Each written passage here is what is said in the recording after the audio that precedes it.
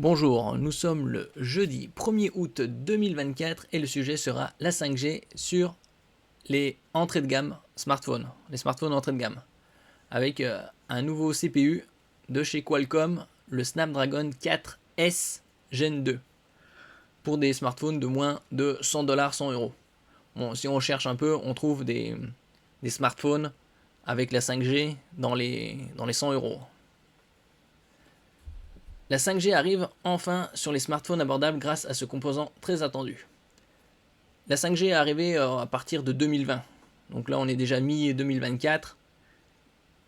Et c'est déjà assez répandu puisque la très grande majorité des smartphones sont 5G. À part ceux qui sont moins de 100€. Bien sûr. Pour l'instant. Mais ça va changer. N'oubliez pas de vous abonner pour plus de news sur le monde de la high-tech ainsi que les bons plans également sur mon Twitter. Jusqu'ici, les smartphones les moins chers étaient exclus de la grande fête de la 5G. Qualcomm met fin à cette injustice en présentant le Snapdragon 4S Gen 2, une nouvelle puce pour les téléphones d'entrée de gamme. Cette plateforme mobile est équipée d'un modem compatible 5G. Bon, c'est surtout pour les pays en émergence, en voie de développement. Mais ça arrivera aussi également en Europe. Cela fait maintenant quelques années que nous parlons de la 5G. Le standard remplace peu à peu les technologies plus anciennes pour les abonnés mobiles. Et en France, les forfaits 5G sont tout à fait abordables. Oui, on en trouve à moins de 10€. Quelque chose comme 8-9€. Avec une bonne quantité de data. Dans les 130 environ. À condition bien sûr d'avoir un appareil compatible avec cette technologie. Si les flagships de Samsung ou Apple, ou bien d'autres, offrent la 5G, depuis bien longtemps, dans le segment abordable c'est une évolution plus récente.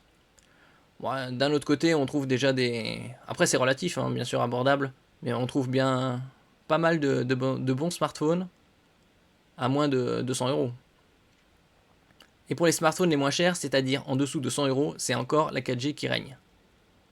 Qualcomm va mettre fin à cela. Le fabricant de puces mobiles présentait hier le Snapdragon 4S Gen 2. Cette nouvelle puce permettra, même aux smartphones d'entrée de gamme, d'obtenir des connexions 5G rapides, quel que soit le budget. Bon, soit dit en passant, il y a déjà le Motorola G34 5G avec un écran à 6,5 pouces, 120 Hz et donc à 105€. On va dire une centaine d'euros. Dans un communiqué de presse envoyé par courriel, Qualcomm a levé le voile sur sa nouvelle plateforme mobile Snapdragon 4S Gen 2. Elle sera d'abord adoptée par Xiaomi. Le président de la branche indienne, Muralikrishnan B, ne tarit pas d'éloges à son sujet.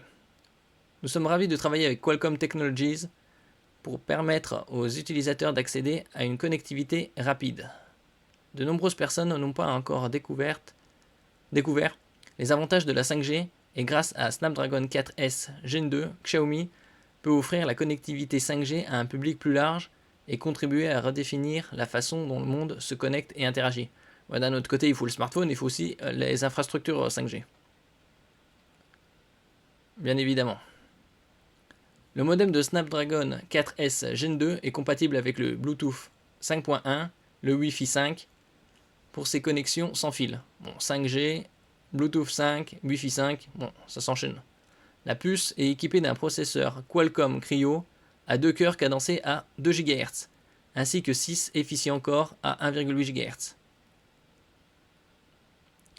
Même si les modèles équipés de cette nouvelle puce, ne remporteront pas des concours de performance, ça c'est évident puisque c'est vraiment pour que les communications 5G soient accessibles à tout le monde. Ils démocratiseront considérablement la 5G. En ce qui concerne la 6G, elle ne devrait pas arriver avant 2028-2030. En général, une génération, c'est à peu près une dizaine d'années. Même les budgets les plus serrés pourront désormais profiter des vitesses 5G sans se ruiner. On attend maintenant de voir les premiers appareils équipés de Snapdragon 4S Gen 2 et leur prix. Bon, ce sera probablement entre 80 et 140€. Et donc, pour résumer, le Snapdragon 4S Gen 2. C'est une puce, on va dire, low cost pour que les smartphones à moins de 100 € environ aient accès à la 5G. Et donc ça arrivera vers la fin de l'année. Si on regarde un peu les autres performances, on a vu qu'il y avait 2 cœurs performants et SI efficient. De plus, le Snapdragon 4S Gen 2 se limite à la RAM LPDDR4X à 2133 MHz. En comparaison, la RAM la plus rapide, c'est la LPDDR5X et qui est 4 fois plus rapide, 8558 MHz. En général, c'est sur les smartphones haut de gamme, plus de 600 €. Sur les variantes non S, Snapdragon 4 Gen 2 et 4 Gen 2 Accelerated Edition, on retrouve une prise en charge de la RAM LPDDR5 à 3200 MHz. Il y a pas mal d'informations.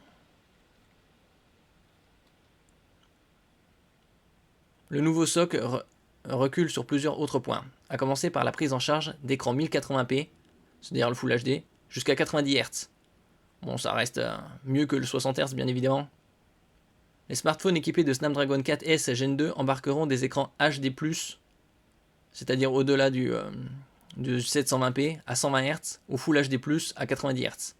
En revanche, ils n'auront pas de dalle Full HD+, à 120 Hz, comme pour le modèle de base. Et si celui-là, le Motorola G34 5G, a un écran HD+, à 120 Hz.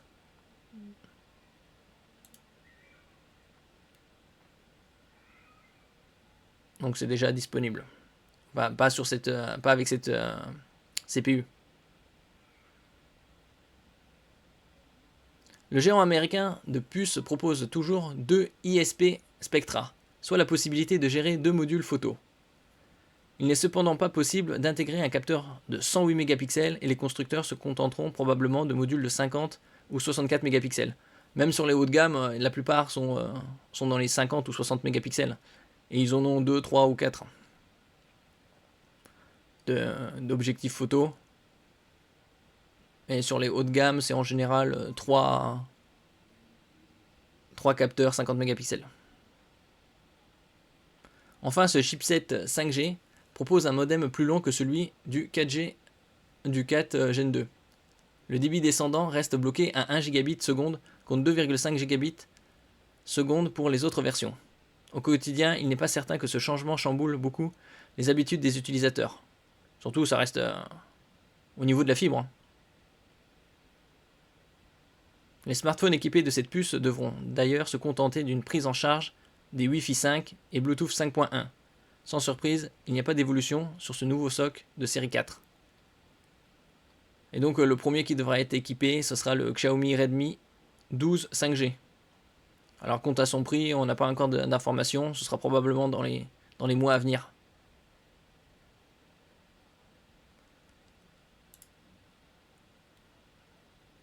Et donc il y aura plus en plus de... Ce sera principalement à destination des pays des continents style Amérique du Sud, Afrique, sous-continent indien, ou l'Inde et l'Asie du Sud-Est. Ici par exemple avec le G34 qu'on a vu, il y a Android déjà 14 bien évidemment, 4 Go de RAM extensible à 8 Go, 120 Hz, HD+. Donc il est déjà assez similaire puisqu'il est à 105 €.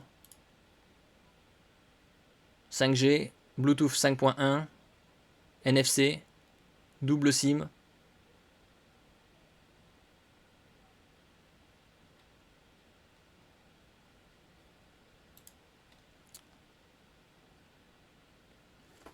Merci pour votre écoute. N'oubliez pas de mettre un j'aime, un commentaire, de partager et de vous abonner à la chaîne. À la prochaine fois.